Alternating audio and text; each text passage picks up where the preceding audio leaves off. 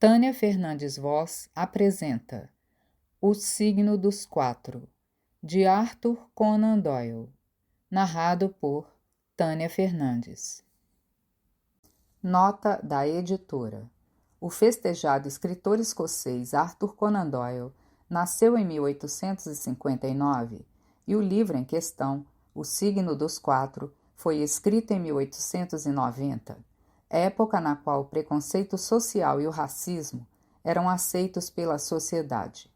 Embora no século XIX a Inglaterra tenha abolido a escravidão e até publicado leis e medidas para combater o preconceito social e o racismo, havia teorias racistas que pregavam a suposta superioridade da raça branca e que continuavam a ser defendidas nos meios acadêmicos. Hoje, essas ideias e atitudes não são mais aceitáveis e até são combatidas por medidas sociais e legais, razão pela qual faz-se necessária a nota da editora. Portanto, algumas referências dessa natureza foram mantidas nessa tradução, de acordo com a obra original, em atenção ao contexto histórico.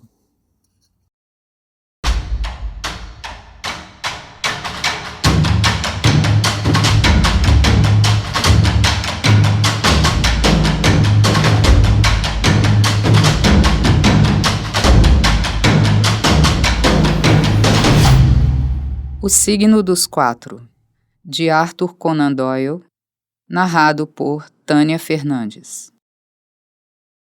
Capítulo 1. A ciência da dedução. Por muitos anos, dividi um apartamento em Londres com meu amigo Sherlock Holmes. Meu nome é Dr. Watson. Trabalhei como médico no Exército Britânico por longos anos. Durante meu tempo no Exército, viajei por muitos lugares singulares e interessantes. Vivi muitas aventuras maravilhosas e empolgantes. Então, um dia, quando servia no Afeganistão, fui atingido por uma bala na perna. A ferida era grave e levou muitos meses para curar. Durante minha convalescença, houve dias em que quase morri de febre e dor. Finalmente melhorei, mas não pude mais trabalhar no exército. Dei baixa e voltei para a Inglaterra. Por esse motivo, estava vivendo em Londres com Sherlock Holmes. Éramos amigos de longa data. Nosso endereço era o número 221B, na rua Baker, no centro da cidade. Eu adorava dividir o apartamento com Holmes, pois meu amigo era um homem de extrema inteligência e argúcia. Ele era o mais famoso detetive particular de Londres. Ajudava a resolver crimes e apanhar criminosos. Quando as pessoas estavam em apuros e precisavam de ajuda, vinham em busca de Holmes. Até a polícia, de vez em quando, vinha a Holmes e pedia sua assistência para pegar um suspeito. Sherlock Holmes dizia: "Deem-me enigmas. Detesto a monótona rotina da existência, pois preciso ter o cérebro em efervescência. Minha mente detesta a estagnação. Dê-me problemas intrincados para solucionar.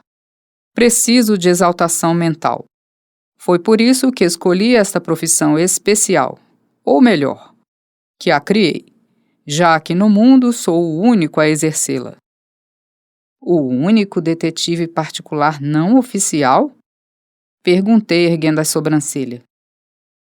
"Sou o único detetive particular consultivo", respondeu ele. "Sou o último e o mais alto tribunal de apelação na seara da investigação. Sempre que Gregson, Lestrade ou Attorney Jones estão fora de si, o que, aliás, é o estado normal deles, correm a me apresentar seus casos. Examino os fatos como um técnico e dou o meu parecer de especialista. Não busco mérito nesses casos e o meu nome não aparece nos jornais. O trabalho por si próprio, o prazer de encontrar um espaço de atuação para minhas habilidades especiais e expertise, é a melhor das recompensas. Você mesmo, meu caro Watson, já teve ocasião de verificar meus métodos de trabalho quando do caso de Jefferson Hope?" "Sim, com certeza. Eu repliquei cordialmente. Nunca fiquei tão embasbacado em toda a minha vida. Até registrei seu feito em uma pequena brochura, de título um tanto quanto fantástico, Um Estudo em Vermelho. Ele meneou a cabeça desanimado. Eu dei uma olhada, mas, honestamente, não posso dar-lhe as congratulações respectivas. A investigação criminal é, ou deveria ser, uma ciência exata, e como tal deve ser tratada com a mesma frieza e distanciamento emocional. Você tentou tingi-la com um toque de romantismo, receita que produz o mesmo resultado que se você tivesse tomado uma história de amor ou de uma fuga para o amor e tentado transformá-la na quinta proposição de Euclides. Mas havia o romance, repliquei. Eu não podia adulterar os fatos. Alguns fatos deveriam ser suprimidos, ou pelo menos, ao registrá-los, uma boa medida de razoabilidade deve ser utilizada. Naquele caso, o único ponto que realmente merecia menção era a curiosa análise racional dos efeitos para desvendar as causas, em que obtive sucesso. Eu estava chateado com a crítica do trabalho que havia sido desenhado especialmente para agradá-lo. Confesso, também, que fiquei irritado pelo egoísmo, que parecia demandar que cada linha de meu escrito fosse devotada aos seus feitos especiais. Mais de uma vez, durante os anos em que vivi com o meu amigo na rua Baker, observei uma certa dose de vaidade que se ocultava em seus modos quietos e didáticos. No entanto, não fiz nenhuma observação. Em vez disso, sentei-me para cuidar de minha perna lesionada. Ainda que não me impedisse de andar, o membro atingido por uma bala de Gesail, arma muito usada pelos afegãos, doía penosamente a cada mudança de tempo. Minhas práticas estão ficando conhecidas até no continente, disse Holmes após um intervalo, enquanto enchia seu velho cachimbo feito de raiz de sarça. A semana passada fui consultado por François Levillard, que, como provavelmente já sabe, recebeu recente destaque no Serviço de Investigação francês. Ele possui todo o poder celta da rápida intuição, mas é deficiente no largo espectro do conhecimento exato, o qual é essencial para o alcance dos mais altos degraus de sua arte. O caso dizia respeito a um testamento e possuía algumas características interessantes. Eu fui capaz de oferecer como referência a ele 2 casos paralelos. Aquele de Riga, em 1857, e um outro de Saint-Louis, em 1871, que sugeriram a ele a verdadeira solução que buscava. Aqui está a carta, que recebi esta manhã, reconhecendo minha assistência. Ele atirou para mim, enquanto falava, uma folha amassada de um papel de carta estrangeiro. Passei meus olhos no papel, captando uma profusão de notas de admiração como Magnifique, Coup de Maître e Tour de Force, espalhados pelo texto, todos testemunhando a ardente admiração do francês. Ele fala como um pupilo dirigindo-se a seu mestre, eu disse.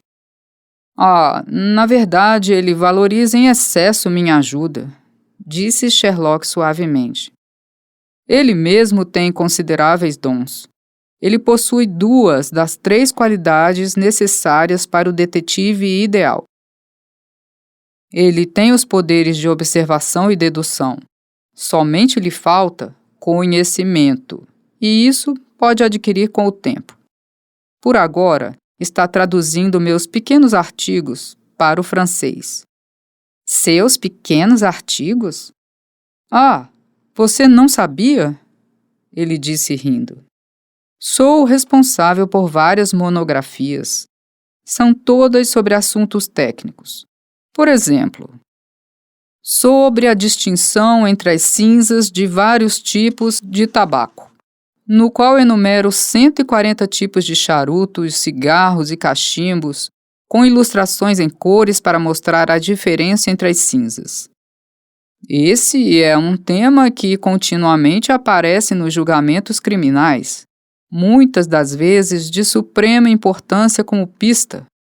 Por exemplo, se você pode dizer com precisão que um assassinato foi praticado por um homem que fumava um charuto indiano Lunka, isso com certeza diminui o campo de pesquisa. Para o olho treinado, existe tanta diferença entre a cinza negra de um triquinopole e a poeira branca de um bird's eye, como existe entre um repolho e uma batata. Você possui uma genialidade extraordinária para minúcias, exclamei. Eu aprecio a importância delas.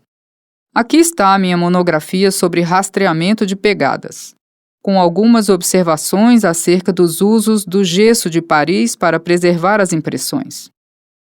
E aqui também está um pequeno e curioso artigo acerca da influência do trabalho sobre o formato e a aparência das mãos. Com as litografias das mãos de pedreiros, marinheiros, corticeiros, compositores, tecelões e lapidadores de diamantes. Trata-se de uma questão de grande interesse prático para o detetive científico, especialmente em casos de cadáveres não procurados ou na revelação de antecedentes criminais. Mas estou lhe cansando com meu hobby. De maneira nenhuma, respondi sinceramente. É de grande interesse para mim, principalmente desde que tive a oportunidade de observar suas aplicações práticas.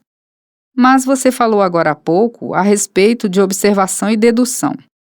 Certamente, até certo ponto, uma implica na outra. Bem, dificilmente, respondeu recostando-se luxuosamente em sua poltrona, enquanto soltava grossos anéis de fumaça azulada de seu cachimbo. Por exemplo, a observação me mostra que você esteve nos Correios, na rua Wigmore, esta manhã. Mas a dedução permite-me saber que, uma vez lá, você despachou um telegrama. Certo, exclamei. Certo nos 2 pontos. Porém, confesso que não vejo como chegou a esta conclusão. Foi um súbito impulso de minha parte e não comentei com ninguém. É, a simplicidade em si mesma, protestou, sacudindo-se em risada ante minha surpresa. Tão absurdamente simples que uma explicação é supérflua, embora ainda sirva para definir os limites da observação e da dedução. A observação me diz que você tem uma pequena mancha avermelhada aderida ao peito do pé. Veja, no lado exatamente oposto ao escritório do correio da rua Seymour, retiraram o calçamento e jogaram alguma terra que ainda jaz no local, de maneira que fica difícil evitar pisar nela na entrada. A terra em questão... Esperamos que você tenha gostado desta prévia. Para continuar ouvindo este audiolivro no Google Play Livros, use o link na descrição do vídeo.